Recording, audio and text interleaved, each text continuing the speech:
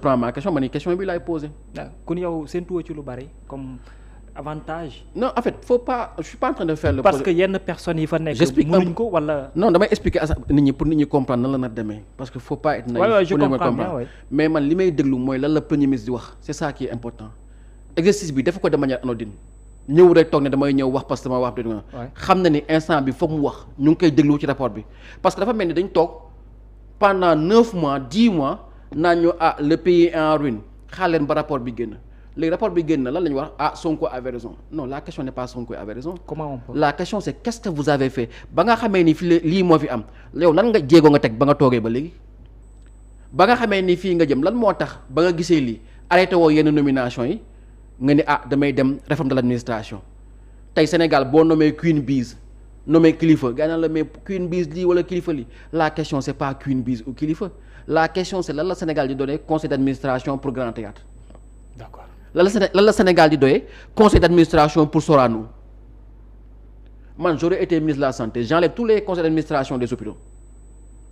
Vous pouvez faire aussi la proposition étant député. Non mais ça on l'a dit plusieurs fois tey hôpitaux yi boo gis Sénégal am na conseil d'administration la ban njëriñ la ko amal c'est un poste de dépense supplémentaire.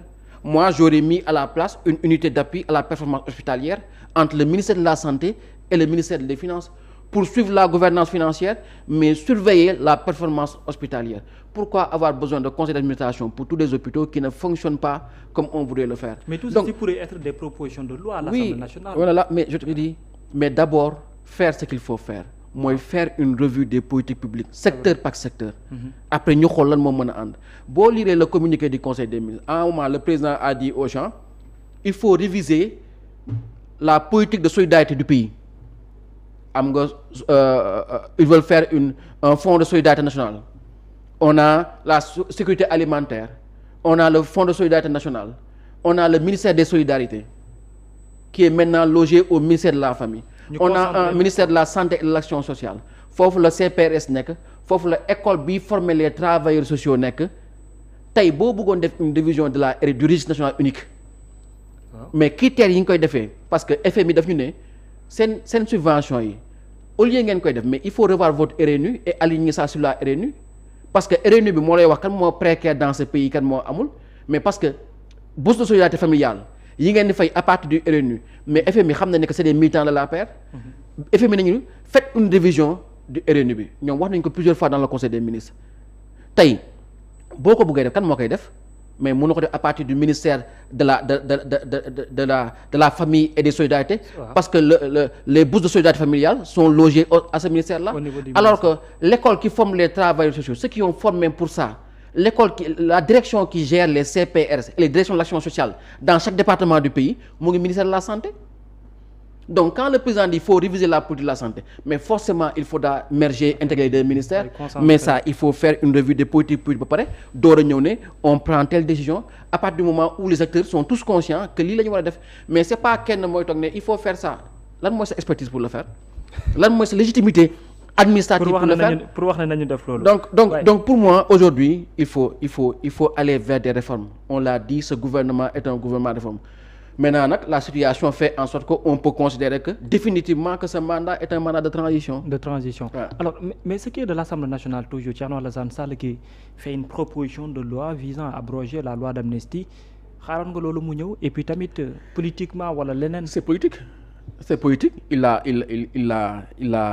bien fait ñun Pastef def nañu ko. C'est un coup irrégulier. Mais bien sûr ñun Pastef même ñun dans le groupe parlementaire problème yi njëkk a am ci groupe parlementaire ci loolu la jógee. Parce que ñun bi ñuy ñëw nekk assemblée ñun dañu ñëwoon Sénégalais ñun bu ñu egsee dañuy déposer proposition de loi pour changer code électoral bi pour que ñëpp mën a bokk bi ñu ñëwee ba assemblée ñu teg ko sur la table ñu def réunion ma leen mais lii mënu leen ko dugal parce que ñun on n'est pas majoritaire mais qu'est-ce qui se passe dañuy xëy rek Guy Marius Sagna dugal ko pour lan pour que ngeen toog après dégg ñoom El Malick Ndiaye ñun ñoo njëkk a jàppale waa taxaw pour ñu bokk parce que ñun ñoo déposer proposition de loi pour ñu changer ko donc ñoom ay traite lañu alors que non ils nous ont fait un coup politique irrégulier parce que quand on s'est réunis on avait non bu leen ko dugal Khalifa ne si c'est pour moi on est en début de législature on a le temps vous n'êtes pas majoritaire soo ngeen ko dugalee du jàll moo tax c'est très important parce que c'est un piège politique parce que ñoom bi ñu ko dugalee le bureau de l'Assemblée n'a pas validé ça ñoom rek ñoo nekk dans le bureau de l'Assemblée les 8 vice-présidents sont des gens du PASTEF Est-ce qu'ils vont accepter que la loi passe? C'est un premier test pour le bureau de l'Assemblée. C'est quoi l'objectif peut-être bien en résumé de Thierno Alassane Sall? Mais Thierno Alassane Sall, mais non, il est cohérent avec lui-même. Lui, il a été contre la loi d'amnistie. Il a voté contre la loi d'amnistie. Donc, il est pour la suppression de la loi d'amnistie. Donc, aujourd'hui, il vient faire son travail de parlementaire, moi, déposer une proposition de loi. Politiquement, qu'est-ce qu'il peut en gagner? Mais politiquement, le testeur, il est pour les gens du PASTEF. On a déposé 50 commissions d'enquête. Guy Marius Sagna, j'ai déposé 50 000 propositions de loi. J'ai fait 200 initiatives parlementaires. Mais c'est bloqué par le bureau de l'Assemblée. Maintenant, à partir de maintenant, on va voir si vous, yéen a gën waa APR wala yéen a yées waa APR. Attitude, c'est cette attitude lu mu war a nekk. Voilà, parce que mais il doit faire passer le truc, la loi.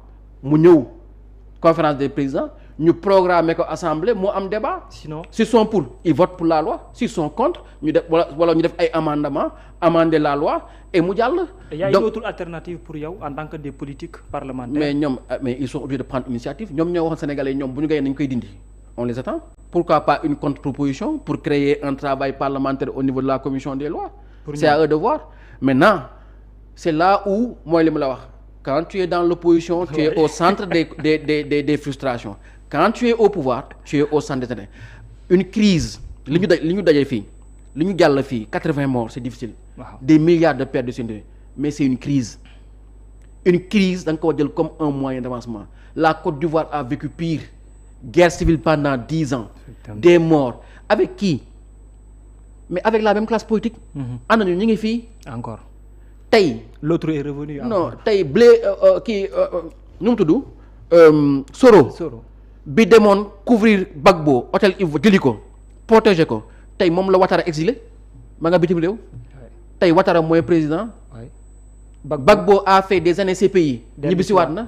Blé Goudé c'est les mêmes personnes. Ana les autres les Ouattara tout ça les gens sont mais Côte d'Ivoire c'est autre chose dañuy reyante di posonante c'est autre chose ñun Sénégal mel nañu loolu. On a vécu une crise il y a eu des morts c'est difficile. Mais xam nga ka lay graaw mooy dans 5 ans dans 10 ans ñu ne finalement des morts pour rien. D'accord. Des pertes en vies humaines et en moyens inestimables pour rien xam nga mooy am solo mooy ñu ne dans 5 ans ñu ne lii de jaroon na ko. Parce que changement yi Sénégalais yi xaar def nañ ko rupture yi Sénégalais yi xaar am na. Réforme yi Sénégalais yi xaar am na. C'est ça le combat qu'on doit mener. Mais aujourd'hui maintenant que tu es dans l'État c'est ça ta préoccupation.